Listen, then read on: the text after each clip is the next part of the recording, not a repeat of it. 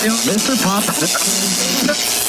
You have to also beware of where you're getting your information from as well, because there's a lot of pay to play these days that misrepresents science all the time. For example, I'll give you a great example. So the study came out that says drinking 2 glasses of red wine is good for you. That is not what the study said. The original study said drinking 2 glasses of wine isn't as bad for you as drinking 6 glasses of wine. All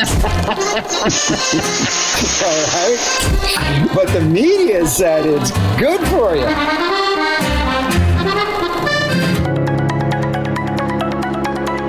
Welcome to a special edition of YHEA FOO. I'm this fool. I'm Jalindo Fool, and we've got a special guest. I don't know if you want to use your real name or not, or I can just refer to you as Brother Anthony. You can do that if you'd like. Either way, I don't care. I use my real name. Okay, well, I'll go with Brother Anthony. It kind of goes with the flow of what the show is usually like. Just a disclaimer at the top that, well, I should put this is a different disclaimer because I'm not an expert in anything and pretty sure that I'm wrong about most of the stuff I'm speaking about. However, Brother Anthony, will have him give a little introduction as to his background if he wants to, just be in general, but he's more of an expert of what some of the things I want to talk about. Let's welcome Brother Anthony to YHEA FOO. How are you doing today, Brother Anthony? All good. All good. Right. Same as always. Woke up. When you wake up, it's going to be a good day. You choose. How are you doing? I'm doing all right. Got out of my sling today, so I'm happy about that. Things are going to start improving for post-op shoulder surgery. Tell everybody your background. I am a biologist. I'm an ecologist, evolutionary biologist. I work on conservation issues, but also teach theoretical ecology and evolution as well. And so I work in a lot of conservation projects. I was a professor for many years at a 4-year research institution. And now I am a biologist at large. I am a freelance ecologist, I guess you might say. So I'm doing all sorts of different projects at this point. Some conservation, just starting on a documentary, or actually a couple documentaries right now, working on a book or two as well. But I'm a scientist and have taught science and biology for many, many years. Oh, very cool. That's very impressive. Just what it is. Yeah. Not for me. Yeah, not for you. Well, for me, it is. Also, I'll give background that Brother Anthony and I have known each other forever. We converse quite a bit, and I always ask him the same question to explain it because I can never remember. But it's about scientists and what I don't know, is it considered the philosophy of science? About not proving that you're right, but disproving. Yeah, actually, that's you more or less hit it on the head right there. And what people have to understand is that scientists are human beings. Human beings are fallible. And human beings have desires, passions, emotions, so on and so forth. Science itself is a process, and it is a dispassionate process. So science doesn't care how you feel. Science doesn't care about application per se, meaning that science is a way of knowing, and it's a way of knowing the materialistic world. And I think that is very important for people to understand, is that there are questions that science can ask and legitimately approach using the process. And there are questions that are outside of the realm of science. So I didn't answer your question yet, but I'm sure we will get to the disproving of things as this conversation proceeds. Using that, what you're talking about, what I'm trying to get at is, let's say years ago, it was eggs were bad for you. And then all of a sudden it winds up changing. And then they're saying, oh, eggs are good for you. And then it's, well, no, actually the egg yolk's not good for you, but the egg white is good for you. There's a lot that goes into that particular example of the egg, and I'll just leave that alone.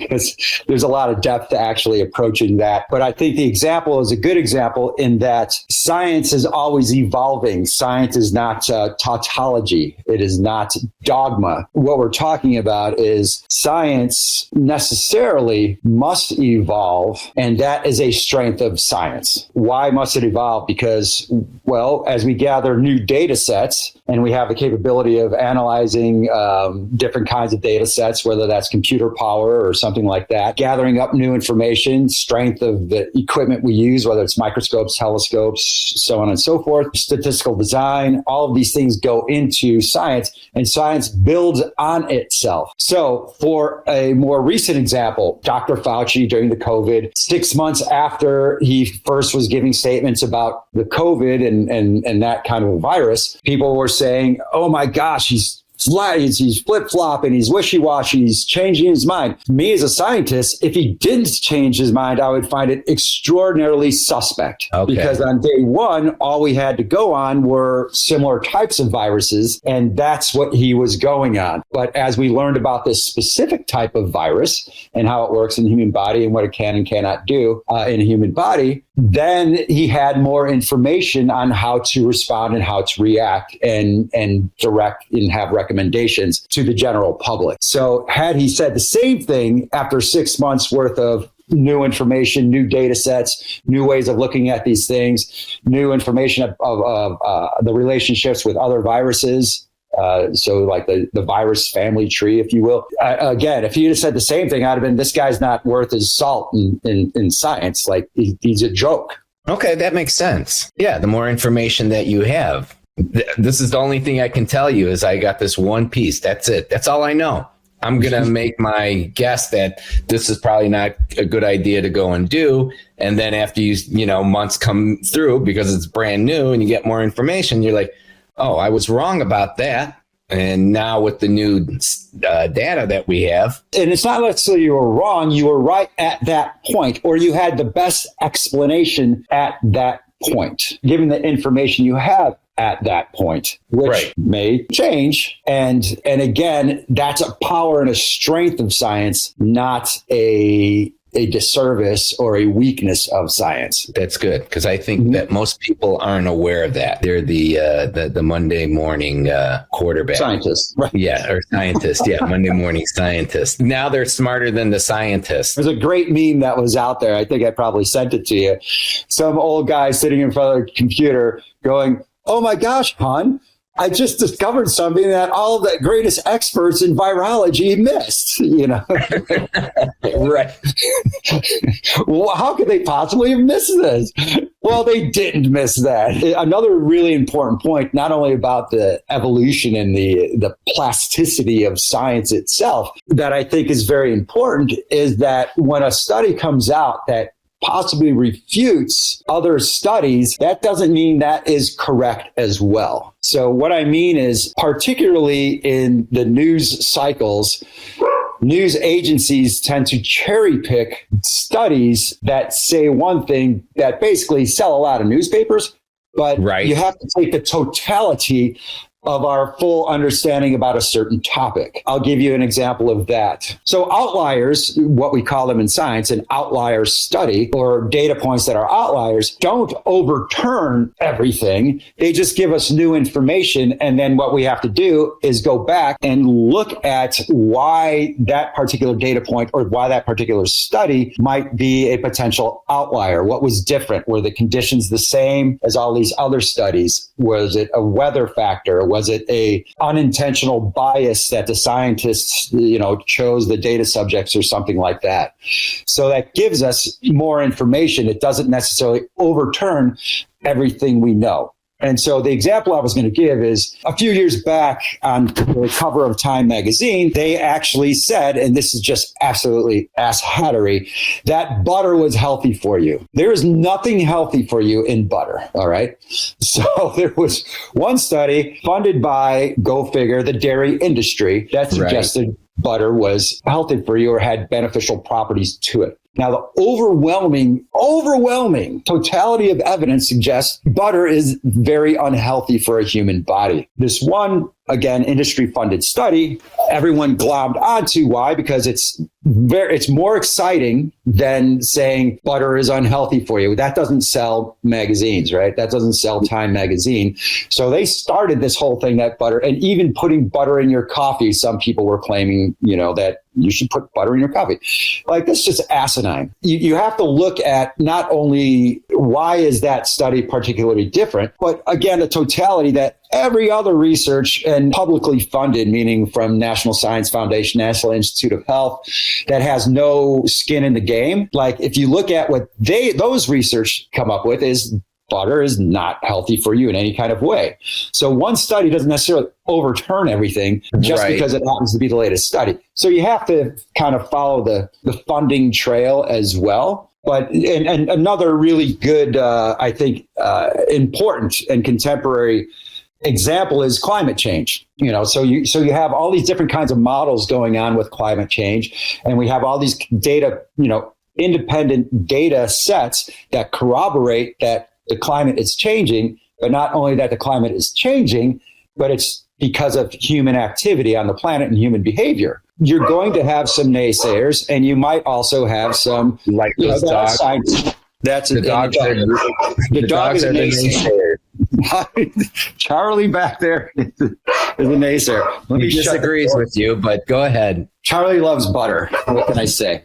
and climate change. Everyone says, 3% of climate scientists say that it's not because of human behavior. That's 3%. So let's put it this way. If you had an ailment and you went to the doctor and 97% of doctors said, well, do it this way, and here's our understanding, and take this medication to help your ailment, would you trust the 97%? Or would you say, well, those 3% over there, say this, and I really trust those 3%, not the 97% that are, talking about my own personal health and some ailment that I might have. Now, is there a possibility the 3% nailed it on the head? Yes, that's a possibility. What you have to understand about science as well is, again, because it can change, that means it is always building on itself. Science isn't done in a vacuum. There's people who have been there before us, and there are people that'll be there after us. So it builds on itself. Okay. And so our current understanding isn't necessarily going to be how we perceive things or how we interpret things in another 10 years. So that's why. So the 97% are not just like throwing that, all their studies aren't just like based on nothing. It's based on a lot of previous work in climatology and ecology, and in geology and all of these other things that feed into our understanding of climate, but also why the climate is changing. And that was your original question. And so we've been on some tangents here. So the whole disproving in science. So in science, so one of the things that like really kind of turns me is when I hear, in pop, media saying, scientists have proved this or proved that.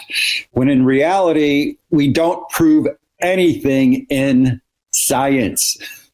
What we do is disprove things. Right. Why? Because we almost can never account for all the possibilities and all the potential variables. And so everything is evidence-based, and we're not proving it 100% correct. However, when we can't disprove something, then we start having confidence that that actually is a good explanation for our observation or the question that we have. Can you give an example of something that sticks out easy to explain of that theory?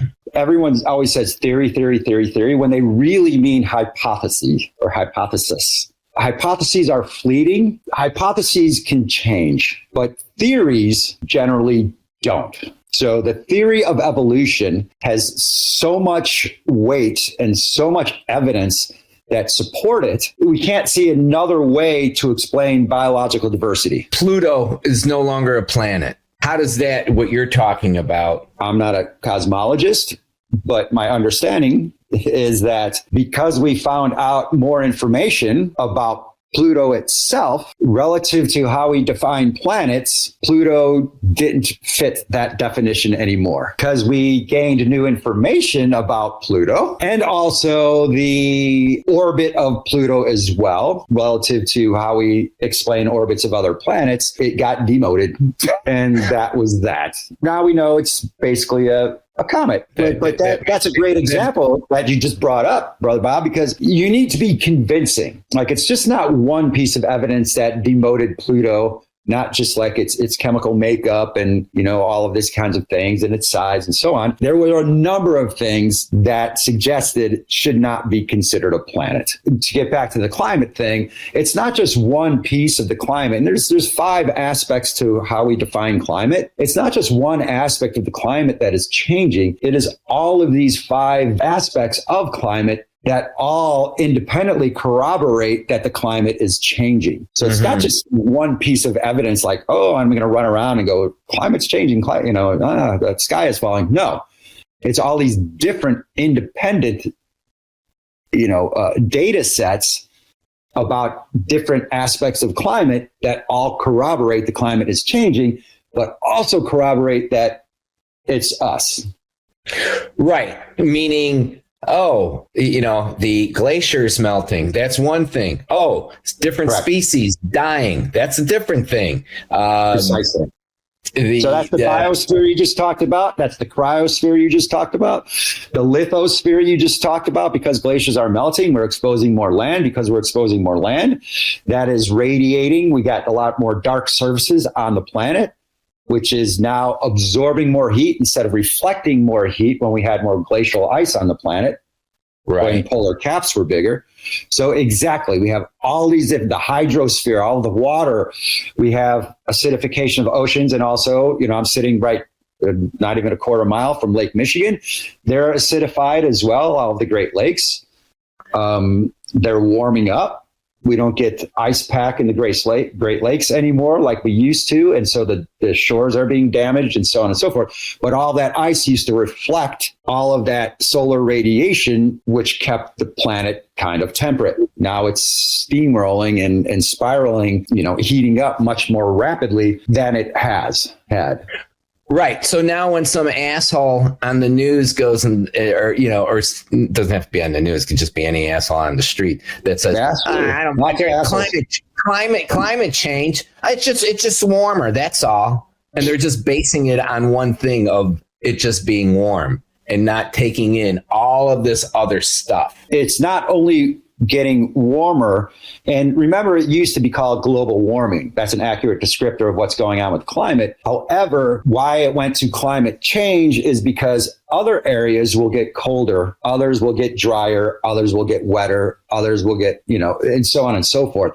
It's not just a one size fits all on such a huge rock floating around in space. There's one other thing that I want to ask you about. I watched the documentary that you recommended, which was The Game Changers, which is on Netflix, which was really good. And it's about athletes. Mainly, it was talking about athletes that are on a plant-based diet. Every time I go and I say to somebody, because I work out, you work out, you're very athletic, very active. Every time I tell somebody that, I'm getting away from meat and I'm doing just, lots of tofu and stuff, it's always, well, you can't get enough protein. How are you going to continue to maintain? You're not as strong as you are when you go to the gym, are you? And I go, well, no, I am. With that documentary, and the world's strongest man is plant-based. You've got, this female athlete that was the strongest weightlifter in the United States is plant-based. Football players. Justin Fields is plant-based. The Chicago Bears. Oh, is he? Yeah. Oh, I didn't know that. That would explain things then. This is a 238-pound human being, 6'3", 238 pounds. In order for me to be on a plant-based diet, I would have to eat so many black beans and so much more tofu and so much more spinach that I couldn't eat enough to get the same amount of protein as if I go and have a steak and some mashed potatoes. I taught courses on these kinds of things for many, many years. Food choice and impact on environment, biodiversity, but on health, food distribution, so on and so forth. This could be a whole other episode. You don't have to go deep into it. Just kind of go in that that one thing. The amount of protein has been suggested historically is really off base and based on sectors of the population that were unrealistic. Basically, Norwegian, very large men that worked in stockyards. That worked on ships and so on and so forth. And even then, they ate that amount of protein, for example. And so that's how much everyone else should eat, which really didn't have any basis in science. It was just an observational thing, for one thing. So it wasn't scientific at all, the amount of protein we eat. Okay. So what we do understand right now is we consume way, way too much protein, not from plants, but from animals and animal products. And we know that the amount of animal product that is consumed in industrialized nations has directly led to all of the modern industrialized plagues in industrialized countries. So diabetes, obesity, overweight, hypertension, heart disease, almost every cancer, you could link it back to a lot of diet aspects as well. So that's one part of the answer I'd like to give. And again, it goes a little bit deeper than that, obviously. But secondly, and I always pop this, and I popped this on you when we first had this discussion, who is stronger, a 450-pound silverback gorilla or you? And that would be me. That would be me. Would probably be you in your, maybe a couple years ago, but probably now as well. But point being is a 4-ton elephant, a 450-pound silverback gorilla, all of our closest relatives on the planet, chimpanzees, bonobos, orangutans. So gorillas and elephants are purely vegan. Now, chimps and bonobos and orangs are almost 100% vegan, and the other two, bonobos and chimps, are facultative meat eaters, omnivores. So if something presents itself fine, like termites or maggots, they'll eat it, or like an egg in a nest that they come across, but they're not actively searching for those kinds of things. And really, the question is a bad question. Where do you get your protein from? So me being a plant-based guy and an ultra-endurance athlete for over 20 years, everyone always asks, where do you get your protein from? Bad question. Why? Because we don't eat protein from like a animal or plant, and we don't just assimilate those constructed proteins into our bodies as enzymes or building blocks for different structures or signaling devices or whatever is going on in our body. Our body takes that, disassembles everything into its component parts, amino acids, and then rebuilds the proteins that we actually need in our bodies. So the answer to the question, where do you get your protein from, is, in a very real and technical sense, my body. My body builds all of the proteins I need. And so the cow is the middleman. The cow is a very, very inefficient middleman for converting energy and the energy from the sun into usable calories or amino acids. Extraordinarily inefficient. And if you want to argue like, oh, we get certain vitamins out of cows, well, that's bullshit too, because we actually give cows and feedlots vitamins such that they could actually claim they have vitamins in them. So that's a crock of shit too. So a buddy of mine recently, last week, said, well, I just read this study that, plants have incomplete proteins. Well, tell that to a silverback gorilla. What are you talking about? The cow you eat got all those amino acids from the plants it's eating. Cows are vegans. That makes no sense whatsoever. Plants have all of the amino acid complements that any human body needs, and we don't need to eat cows or any other animal to get amino acids. That's just ridiculous. That's a great example, silverback gorilla. Is there something that you would like to I want to go back to the very, very beginning of time of this whole talk right here that we're having. Because go ahead. A couple of things I need to point out about science that I really want everybody to understand. And I had mentioned before that science only can answer or address certain types of questions. And you asked if it was a philosophy. And yes, science is a philosophical approach of understanding, but it is not the only approach of understanding. So the other realm of philosophical understanding is called vitalism. And these are more metaphysical types of questions, and questions that can be addressed using metaphysical methods or other philosophical leanings. So science is materialistic in materialism. And the question I used to ask, why does a human being die? I would break the class down into vitalism, or materialism. So why do we die? People could have heart attacks. You can get run over by a bus. Your parachute doesn't open, you slam into the ground, stuff like that. You drowned or whatever, you choke. These are very materialistic explanations of why we die. But that's not going to comfort, like if you're at a funeral, let's say, of an older person or a grandparent or something like that, and your little niece asks, well, why did grandma have to die? And you say, well, because grandma was no match for that big fucking bus, right? That's not consoling. That's not giving, Then we start diving into, like religion or like, cycle of life, perhaps, or God pulled her card today and she had a heart attack. Stuff like this, that doesn't give us information about the materialistic aspect of why we die, but it's more a comforting approach in other realms of human life, emotions, and belief systems. So science isn't a belief system per se. It's a materialistic way of knowing. Belief system, I'm talking about faith-based systems, which require no evidence. Like faith has no evidence. That's why it's faith. And we can't do that in science. We can't say, God leaned over and someone nudged him and he farted out the universe. Well, you could believe that. You can believe anything you want. I used to tell my students when they came in, I said, leave all your belief systems and religion at the door. Like, we can go discuss these things at the bar after class if you want to. I know I'm a human. Everyone around us is a human. We had emotions. We got this thing. It has no bearing in our understanding of the materialistic universe or multiverse at this point. So I think that's very important to understand that, is there a God?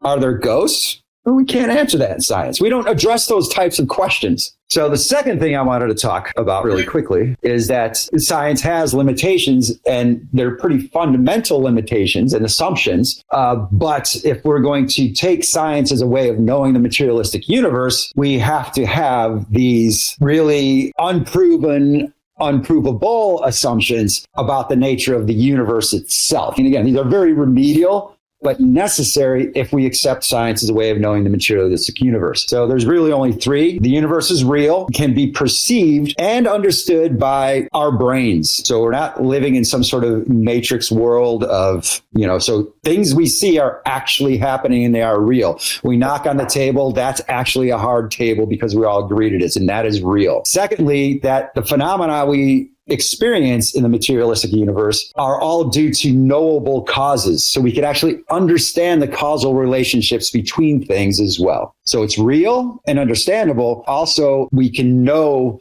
why things happen in the universe. For example, it's warmer during the day than it is at night because the sun is out. Precisely. There's a causal relationship right there, right? We have more solar radiation during the day. That radiation dissipates at night, and so it gets cooler. And we all accept that. So that's a knowable causal relationship. Okay. And lastly, that nature and the universe is unified and operates under one set of rules. Now, we might not know all of those rules, but we assume that everything throughout the universe is knowable, like I just said, but also operates in a very similar fashion. Meaning, for example, and I loved this example because I thought it was very appropriate. We have rovers on Mars, and we had rovers on Mars. What was the primary mission of those rovers? Do you know? Wasn't it to see if there was water on Mars? Exactly. So people like to find life. No, to find water. Why? Because if there's water, then there could be existence of life. Precisely. Look at me. You are so much smarter than you look. Yes. So exactly. So everything we understand about our one data point, Earth, and all life on Earth, is that water is necessary for life and the evolution of life, and all of the metabolism that goes on in life, and the photosynthesis and respiration all requires water. So if we go somewhere else, we're looking for water. If it has water, we know there's a possibility of life. If it has oxygen, there's a possibility of complex life. So universe operates under one set of rules. So that's an important fundamental understanding of science. The process of science is not only rigorous, but the peer review process, literally, to get something published, need to send it out to all the experts in a field, and they critique the hell out of it. It's not easy getting a paper published, and they will tear you down. And the whole process is not to make you look stupid, but to improve the science. Have you thought about that? Did you do the correct statistical analysis? And it's a very rigorous process. But also this goes back to a self-correcting process as well. You can be audited at any point. So labs are audited frequently. You need to have all of your notes. You need to have everything just so, because they could come in and say, we need to see all of the raw data. We need to see your equipment. We need to see everything to make sure you're on the up and up. You have to also be aware of where you're getting your information from as well, because there's a lot of pay to play these days that misrepresents science all the time. For example, I'll give you a great example. So the study came out that says drinking 2 glasses of red wine is good for you. That is not what the study said. The original study said drinking 2 glasses of wine isn't as bad for you as drinking 6 glasses of wine. All right. But the media said it's good for you. And that's what we're talking about, right? Okay. That's what we're, how the media can really contort science for their own purposes and to sell, their businesses. Right. So you have to consider your sources. And in our unfortunately scientifically illiterate country, people don't know how to evaluate sources. And that's why you get conspiracy theories. So how I always put it is extraordinary claims require extraordinary evidence. And so there's a thing that we talk about in science called Occam's razor. Yes, I was just about to say that. Which is basically the simplest or the path of least resistance is probably the best explanation. Basically the simplest explanation probably is the explanation. Right. The tree that fell through the house, the explanation is probably because the tree was old and it fell over. It'll be easier to prove that than to say an alien ship came by and shot it with a laser and therefore knocked it over. Yes, that brings up a great point that there are bad hypotheses, because a hypothesis is based on former knowledge. So the hypothesis that the tree was either old, diseased in some way, who knows why it fell into the house. Why? Because we've seen trees that have been diseased and old and they snap over in windstorms or whatever. So that's testable and falsifiable. But we really never have seen aliens come down just for shits and giggles and fucking blow away a tree and knock it on somebody's house. Nor do we can, include like God did it. Like the intelligent design people, they're basically their fundamental explanation for everything is God did it. How can we tell? We can just tell. Well, that really doesn't give us a good materialistic understanding of anything. You want to go in and doctor you went to for your shoulder, right? Like, oh my gosh, is it a labrum? Is it a tear? Is it arthritis? And the doctor just says, I just think, you know what? Maybe you shouldn't have told off that old lady last week and God's punishing you. Like, do you want a doctor like that? Like, Dr. Vinny Boombots.